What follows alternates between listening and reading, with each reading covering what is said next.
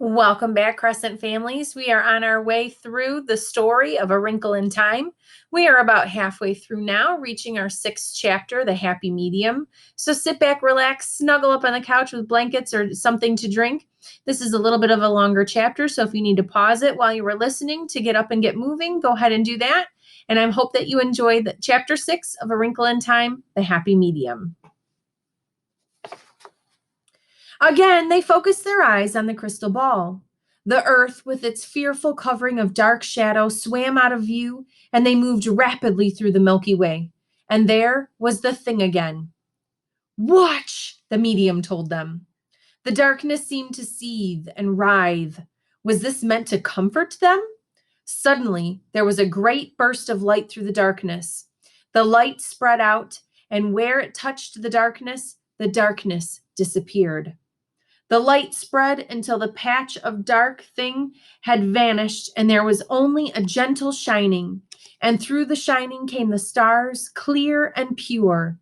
Then, slowly, the shining dwindled until it too was gone, and there was nothing but stars and starlight. No shadows, no fear, only the stars and the clear darkness of space, quite different from the fearful darkness of the thing. You see? The medium cried, smiling happily. It can be overcome. It is being overcome all the time. Mrs. Whatsit sighed, a sigh so sad that Meg wanted to put her arms around her and comfort her. Tell us exactly what happened then, please, Charles Wallace said in a small voice. It was a star, Mrs. Whatsit said sadly. A star giving up its life in battle with the thing. It won, oh yes, my children, it won, but it lost its life in the winning. Mrs. Witch spoke again, her voice sounding tired, and they knew that speaking was a tremendous effort for her. It was not so long ago for you, was it? She asked gently. Mrs. Whatsit shook her head. Charles Wallace went up to Mrs. Whatsit. I see. Now I understand. You were a star once, weren't you? Mrs. Whatsit covered her face with her hands as though she was embarrassed and nodded. And you did what that star just did. With her face still covered, Mrs. Whatsit nodded again. Charles Wallace looked at her very solemnly. I should like to kiss you. Mrs. Whatsit took her hands down from her face and pulled Charles Wallace to her in a quick embrace. He put his arms around her neck, pressed his cheek against hers, and then kissed her. Meg felt that she would have liked to kiss Mrs. Whatsit too, but that after Charles Wallace, anything that she or Calvin did or said would be anticlimax. She contented herself with looking at Mrs. Whatsit. Even though she was used to Mrs. Whatsit odd get-up, and the very oddness of it was what made her seem comforting, she realized with a fresh shock that it was not Mrs. Whatsit herself that she was seeing at all. The complete, the true Mrs. Whatsit, Meg realized, was beyond human understanding. What she saw was only the game Mrs. Whatsit was playing. It was an amusing and charming game, a game full of both laughter and comfort, but it was only the tiniest facet of all the things that Mrs. Whatsit could be. I didn't mean to tell you, Mrs. Whatsit faltered. I didn't mean ever to let you know. But, oh, my dears, I did so love being a star. You are still very young, Mrs. Witch said, her voice faintly chiding. The medium sat looking happily at the star-filled sky in her ball, smiling and nodding and chuckling gently. But Meg noticed that her eyes were drooping, and suddenly her head fell forward and she gave a faint snore. Poor thing, Mrs. Whatsit said. We've worn her out. It's very hard work for her. Please, Mrs. Whatsit, Meg asked. What happens now? Why are we here? What do we do next? Where is Father? When are we going to him? She clasped her hands pleadingly. One thing at a time, love, Mrs. Whatsit said. Mrs. Who cut in. As Paris time overdue? That's Portuguese. Walls have ears. Yes, let us go outside, Mrs. Whatsit said. Come, we'll let her sleep. But as they turned to go, the medium jerked her head up and smiled at them radiantly. You weren't going to go without saying goodbye to me, were you? She asked. We thought we'd just let you sleep, dear. Mrs. Whatsit patted the medium's shoulder. We worked you terribly hard, and we know you must be very tired. But I was going to give you some ambrosia or nectar, or at least some tea. At this, Meg realized that she was hungry. How much time had passed since they'd had their bowls of stew, she wondered. Mrs. Whatsit said, Oh, thank you, dear, but I think we'd better be going. They don't need to eat, you know, Charles Wallace whispered to Meg. At least not food. The way we do. Eating's just a game with them. As soon as we get organized again, I'll better remind them that they'll have to feed us sooner or later. The medium smiled and nodded. It does seem as though I should be able to do something nice for you after having had to show these poor children such horrid things. Would they like to see their mother before they go? Could we see father? Meg asked eagerly. No, Mrs. Witch said. We are going to your father, Meg. Do not be impatient. But she could see her mother, couldn't she? The medium wheedled. Oh, why not? Mrs. Whatsit put in. It won't take long, and it can't do any harm. And Calvin, too? Meg asked. Could he see his mother, too? Calvin touched Meg in a quick gesture, and whether it was of thanks or appreciation, she was not sure. I think it is a mistake, Mrs. Witch was disapproving. But since you have mentioned it, I suppose we must go ahead. I hate it when she gets cross, Mrs. Whatsit said, glancing over at Mrs. Witch. And the trouble is she always seems to be right. But I really don't see how it could hurt, and it might make you all feel better. Go on, medium dear. The medium, smiling and humming softly, turned the crystal ball a little between her hands. Stars, comets, planets flashed across the sky, and then the earth came into view again. The darkened earth, closer, closer, till the globe, and they had somehow gone through the darkness until the soft white of clouds and the gentle outline of continents shone clearly. Calvin's mother first, Meg whispered to the medium.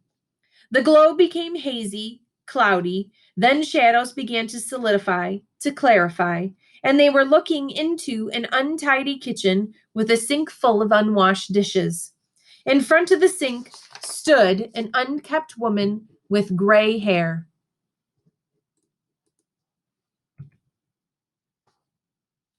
Stringing about her face. Her mouth was open, and Meg could see the toothless gums, and it seemed that she could almost hear her screaming at two small children who were standing by her. Then she grabbed a long wooden spoon from the sink and began whacking one of the children. Oh dear, the medium murmured, and the picture began to dissolve. I didn't really. It's all right, Calvin said in a low voice. I'd think I'd rather you knew. Now, instead of reaching out to Calvin for safety, Meg took his hand in hers, not saying anything in words, but trying to tell him by the pressure of her fingers what she felt. If anyone had told her only that day before that she, Meg, the snaggle-toothed, the myopic, the clumsy, would be taking a boy's hand to offer him comfort and strength, particularly a popular and important boy like Calvin, the idea would have been beyond her comprehension. But now it seemed as natural to want to help and protect Calvin as it did Charles Wallace.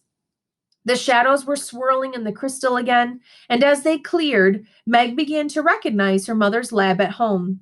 Mrs. Murray was sitting perched on her high stool, writing away at a sheet of paper on a clipboard on her lap. She's writing father, Meg thought. That's what she always does, every night.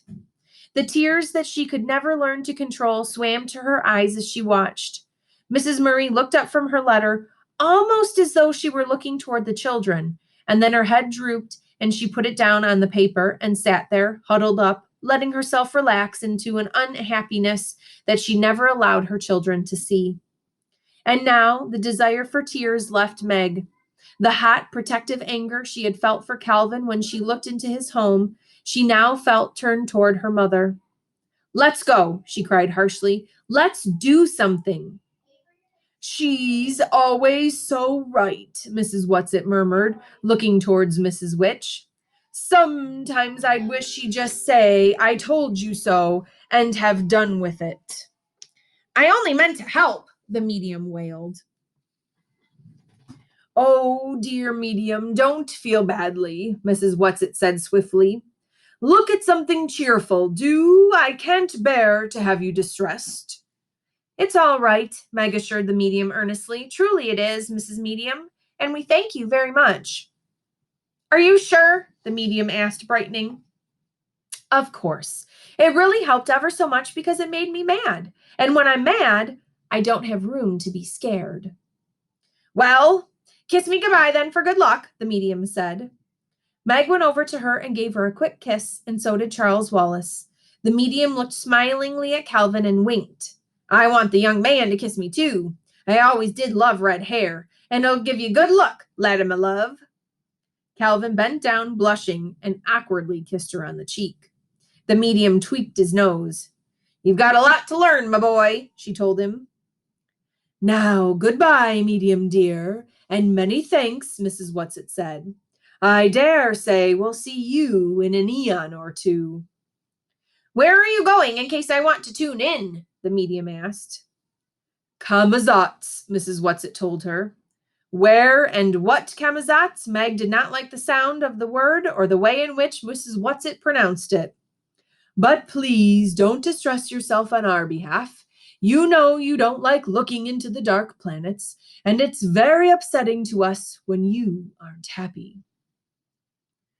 But I must know what happens to the children, the medium said. It's my worst trouble, getting fond. If I didn't get fond, I could be happy all the time. Oh well, ho-hum. I managed to keep pretty jolly, and a little snooze will do wonders for me right now. Goodbye, everybody. And her word got lost in the general bzzz of a snore.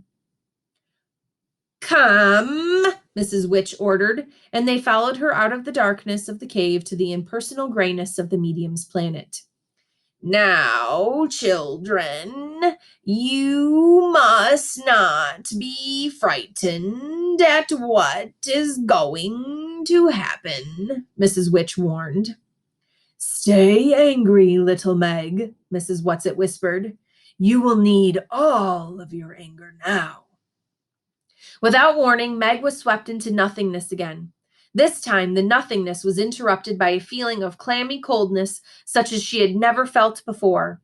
The coldness deepened and swirled all about her, and was filled with a new and strange kind of darkness that was a completely tangible thing, a thing that wanted to eat and digest her like some enormous malignant beast of prey.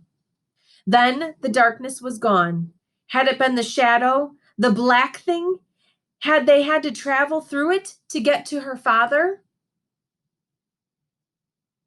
There was the by now familiar tingling in her hands and feet and the push through hardness, and she was on her feet, breathless but unharmed, standing by Calvin and Charles Wallace. Is this Kamuzats? Charles Wallace asked as Mrs. Whatsit materialized in front of him. Yes, she answered. Now let us just stand and get our breath and look around. They were standing on a hill, and as Meg looked about her, she felt that it could easily be a hill on earth. There was the familiar trees she knew so well at home, birches, pines, maples, and though it was warmer than it had been when they were precipitously left the apple orchard, there was a faintly autumnal touch to the air. Near them were several small trees with redden-leaved, very much like the sumac, and a big patch of goldenrod-like flowers. As she looked down the hill, she could see the smokestacks of town, and it might have been one of any number of familiar towns. There seemed to be nothing strange or different or frightening in the landscape. But Mrs. Whatsit came to her and put an arm around her in comforting.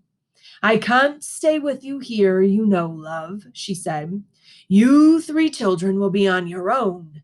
We will be near you. We will be watching you.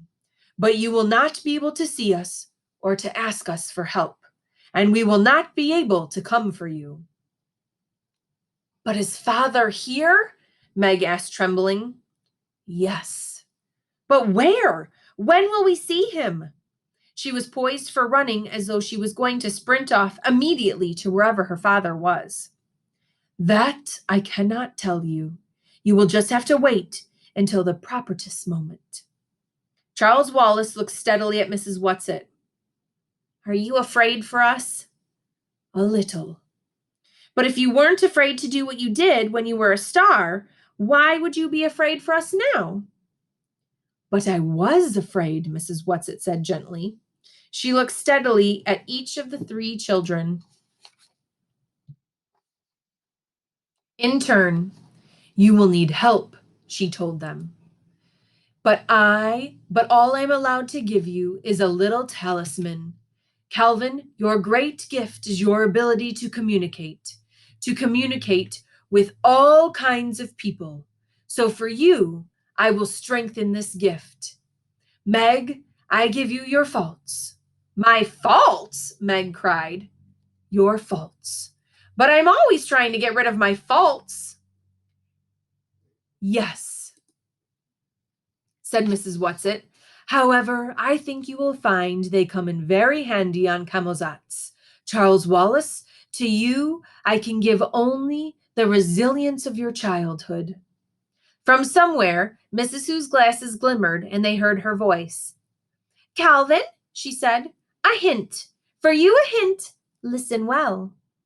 For that he was a spirit too delicate to act their earthly and abhor commands, refusing their grand hests, they did confine him, by help of their most potent ministers, and in their most unmittable rage, into a cloven pine, within which rift imprisoned he dist painfully remain. Shakespeare, The Tempest. Where are you, Mrs. Who? Charles Wallace asked. Where's Mrs. Witch? We cannot come to you now, Mrs. Who's voice blew to them like the wind. Als wind bin ich nicht, doch vet mehr bust. I do not know everything, still many things I understand. This is for you, Charles. Remember that you do not know everything. Then the voice was directed to Meg. To you I leave my glasses, little blind as a bat, but do not use them except as a last resort. Save them for the moment of peril. As she spoke, there was another shimmer of spectacles, and then it was gone, and the voice faded out with it. The spectacles were in Meg's hand. She put them carefully into the breast pocket of her blazer, and the knowledge that they were there somehow made her a little less afraid. To all three of you, I give my command, Mrs. Witch said. Go down into the town. Go together. Do not let them separate you. Be strong. There was a flicker, and then it vanished. Meg shivered. Mrs. Whatsit must have seen the shiver, for she patted Meg on the shoulder. Then she turned to Calvin. Take care of Meg. I can take care of Meg, Charles Wallace said rather sharply. I always have. Mrs. Whatsit looked at Charles Wallace, and the creaky voice seemed somehow both to soften and to deepen at the same time. Charles Wallace, the danger here is the greatest for you. Why? Because of what you are. Just exactly because of what you are, you will be by far the most vulnerable. You must stay with Meg and Calvin. You must not go off on your own. Beware of pride and arrogance, Charles, for they may betray you. At the tone of Mrs. Whatsit's voice, both warning and frightening, Meg shivered again. And Charles Wallace butted up against Mrs. Whatsit in the way he often did with his mother, whispering, Now I think I know what you meant about being afraid. Only a fool is not afraid, Mrs. Whatsit told him. Now go. And where she had been, there was only sky and grasses and a small rock. Come on, Meg said impatiently. Come on, let's go. She was completely unaware that her voice was trembling like an aspen leaf. She took Charles Wallace and Calvin each by the hand and started down the hill.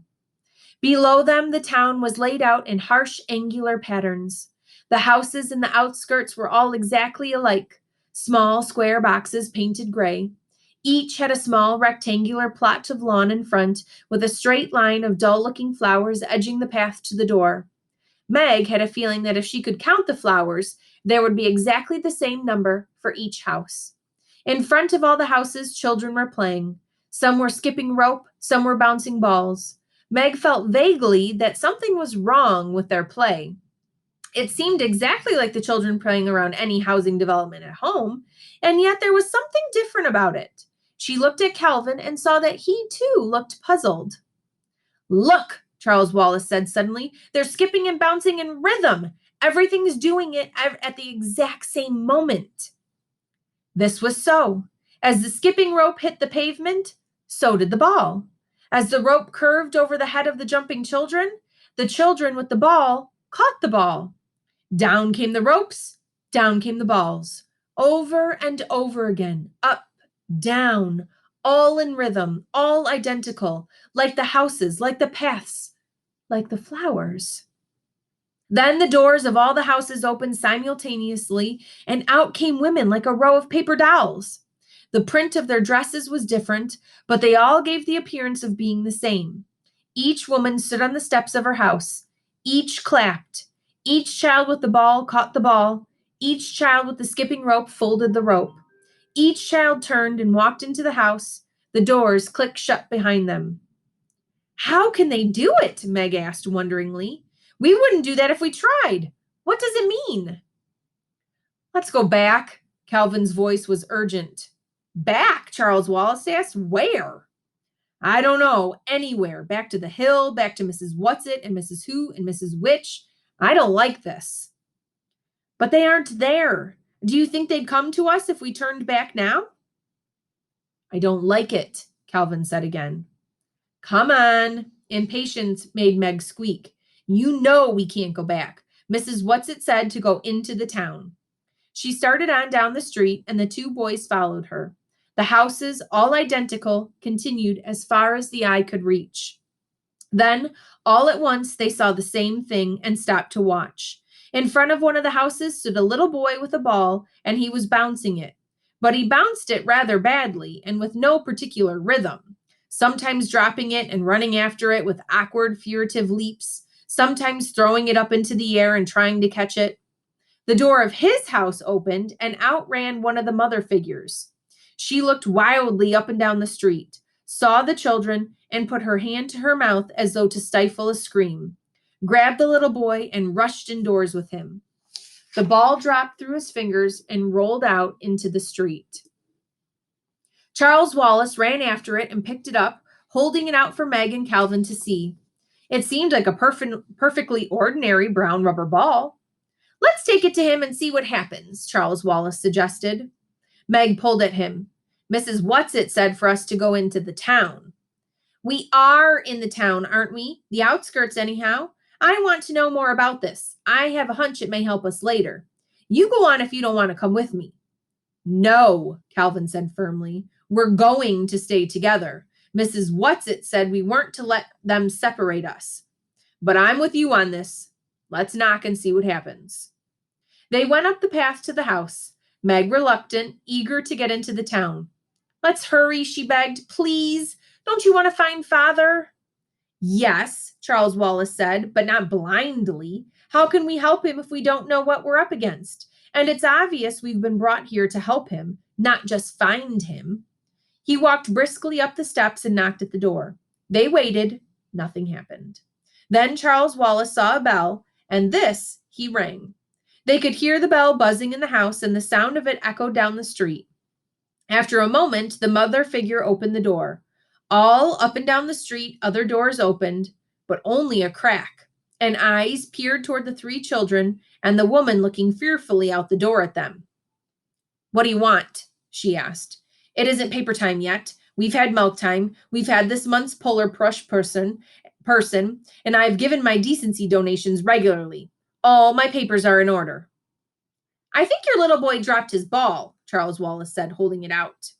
The woman pushed the ball away.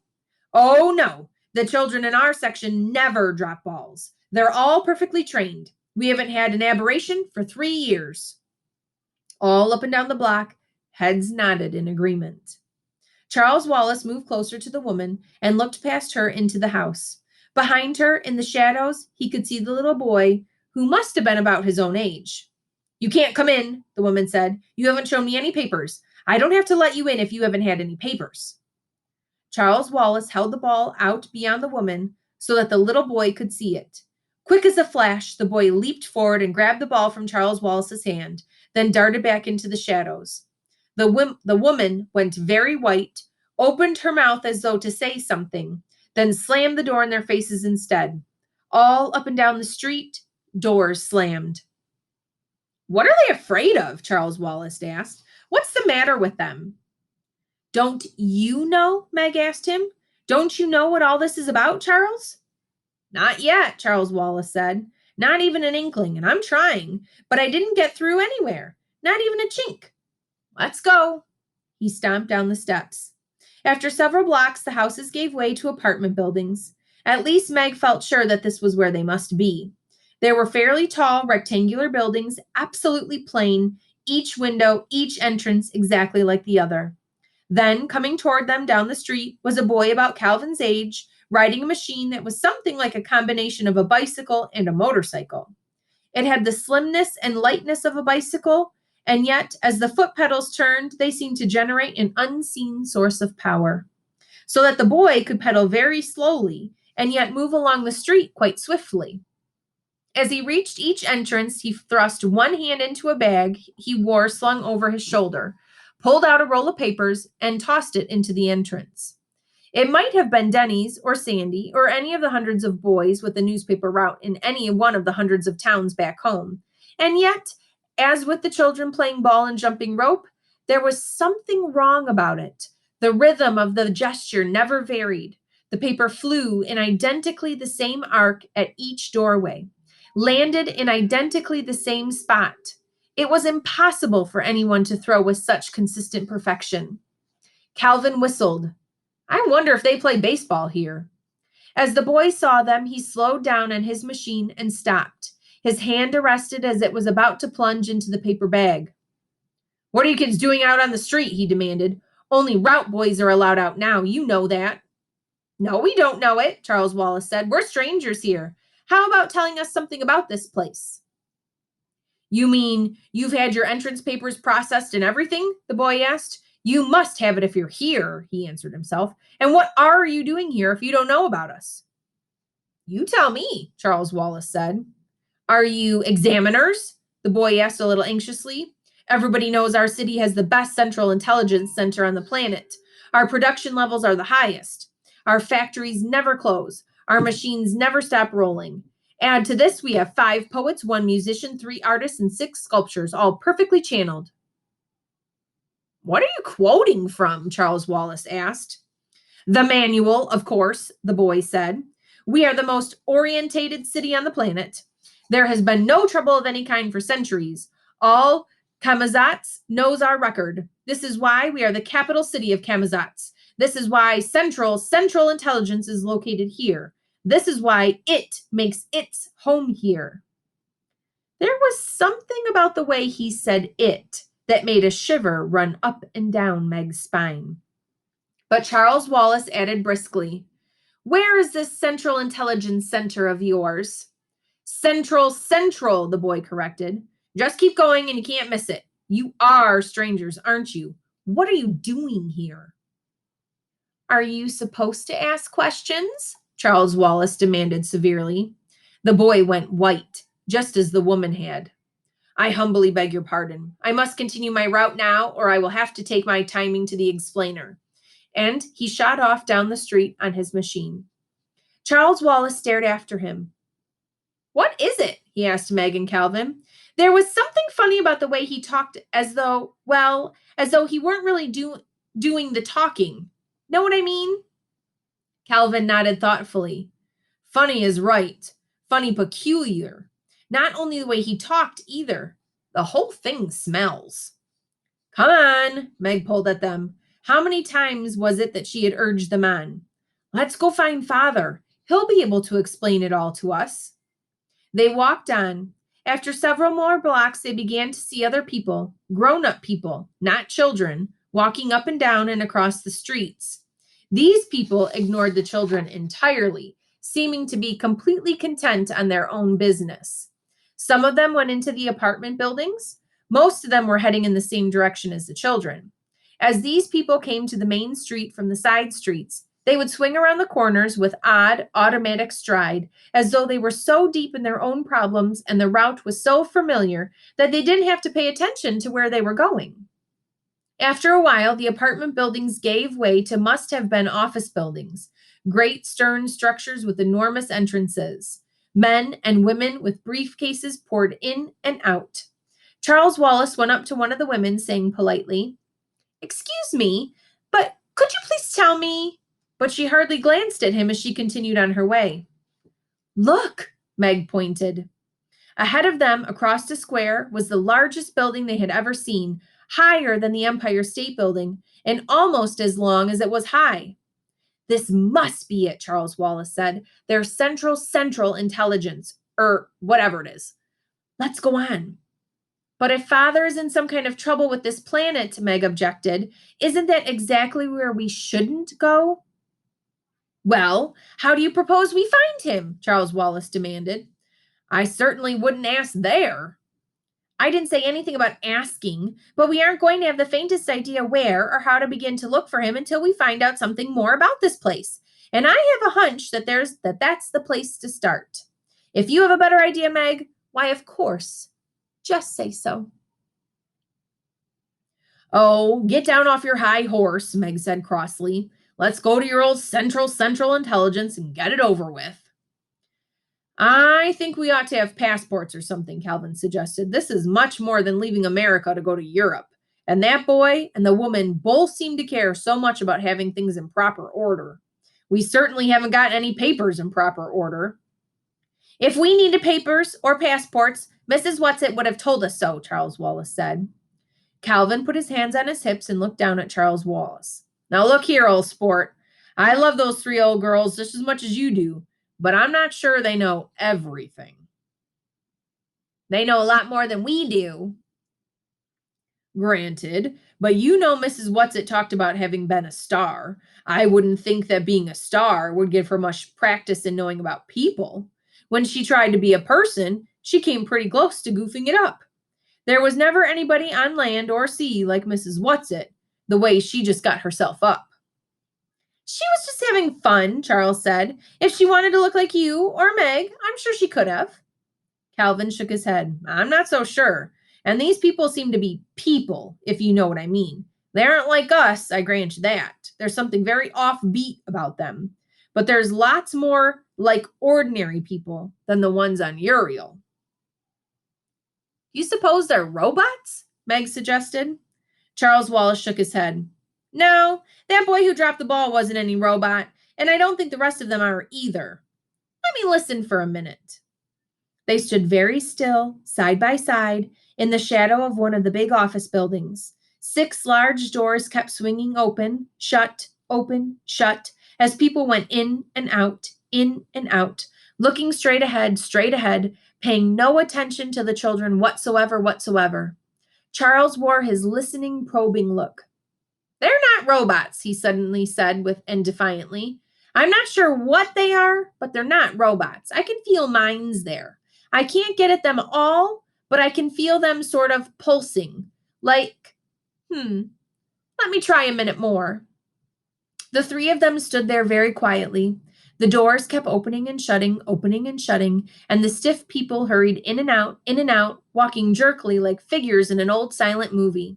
Then, abruptly, the stream of movement thinned. There were only a few people, and these moved more rapidly, as if the film had been sped up. One white-faced man in a dark suit looked directly at the children and said, "Oh dear, I shall be late," and flickered into the building. "He's like the White Rabbit," Meg giggled nervously. "I'm scared," Charles said. "I can't reach them at all. I'm completely shut out." "We have to find Father," Meg started again. "Meg," Charles Wallace's eyes were wide and frightened, "I'm not sure I'll even know Father. It's been so long, and I was only a baby." Meg's reassurance came quickly. "You'll know him. Of course you'll know him. The way you'd know me even without looking, because I'm always there for you. You can always reach in." "Yes," Charles Wallace punched one small fist into an open palm with a gesture of great decision. "Let's go to Central Intelligence."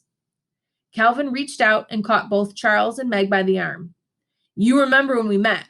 You asked me why I was there, and I told you it was because I had a compulsion, a feeling I just had to come to that particular place at that particular moment." "Yes, sure. I've got another feeling. Not the same kind, a different one. A feeling that if we go into that building, we're going into terrible danger." Thank you for joining Chapter 6, and we'll see you again next time for Chapter 7.